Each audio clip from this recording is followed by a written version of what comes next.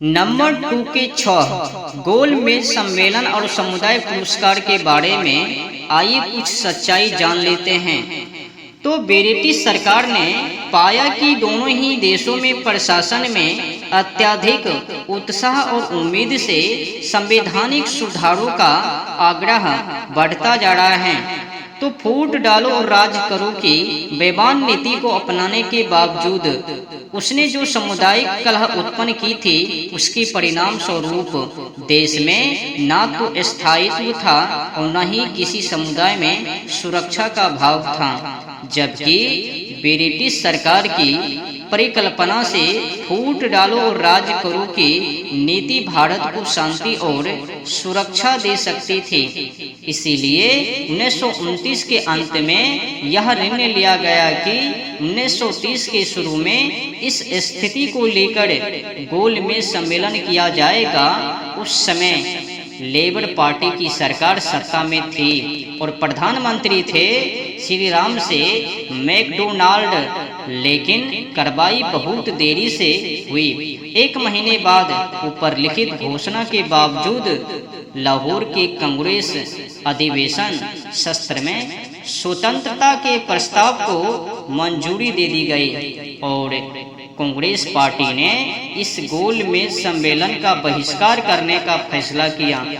इसके कुछ महीनों बाद नमक सत्याग्रह शुरू हुआ, जिसमें जबरदस्त उत्साह दिखाते हुए लगभग 70,000 लोगों ने नमक के प्रावधानों को तोड़ा और कितने ही लोग जेल गए। हालांकि कांग्रेस को जल्द ही इस गोलमेज सम्मेलन का बहिष्कार करने का खेद हुआ और 1931 में गोलमेज सम्मेलन के दूसरे सत्र में कांग्रेस ने गांधी जी को कांग्रेस प्रतिनिधि बनाकर भेजने का फैसला किया।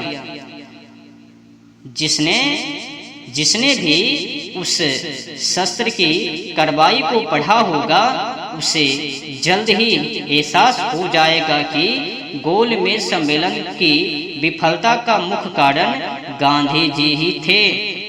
गोलमेज सम्मेलन के कोई भी निर्णय लोकतंत्र या राष्ट्रवाद के समर्थन में नहीं थे और गांधी जी श्री राम से मैकडोनाल्ड को तथा कथित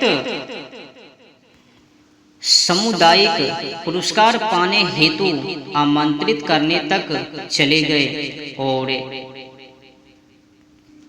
इस प्रकार सांप्रदायिक व्यवस्था की विघटनकारी ताकतों को दोबारा प्रबल किया गया, जिन्होंने 24 साल से राजनीतिक निकाय को जीर्ण शीर्ण किया था। इस प्रकार गांधी जी सांप्रदायिक मतदाताओं और भारत की भावी संसद में सांप्रदायिक मताधिकार के प्रत्यक्ष घुसपैठ के लिए जिम्मेदार थे। इसमें कोई हैरत की बात नहीं थी कि जब श्री राम से मैकडोनाल्ड ने सामुदायिक पुरस्कार दिया तो गांधी जी ने कोई आपत्ति नहीं जताई और विधानसभा सदस्य को भी पहले से बता रखा था कि इस पुरस्कार के बारे में पूछा जाए तो नहीं स्वीकार करे और नहीं अस्वीकार। उन्हीं गांधी जी ने फिर सांप्रदायिक इकाई पर कुठाराघात किया, जिसके के लिए उन्होंने पिछले 15 वर्षों में ना जाने कितना कुछ दांव पर लगा दिया था। और यह भी हैरानी की बात नहीं है कि अल्पसंख्यकों की सुरक्षा के बहाने 1935 के भारत सरकार अधिनियम में सांप्रदायिक मताधिकार, सांप्रदायिक मतदाता और अल्पसंख्यकों को महत्व देने की एक स्थायी वैधानिक स्वीकृति दी। यहाँ तक कि अल्पसंख्यकों को प्रांतों और केंद्र दोनों की सरकारों में महत्व दिया जाएगा। विशेष रूप से मुसलमानों को यह स्वाभाविक है कि जिन विधायकों को सांप्रदायिक मताधिकारों के लिए चुना जाएगा।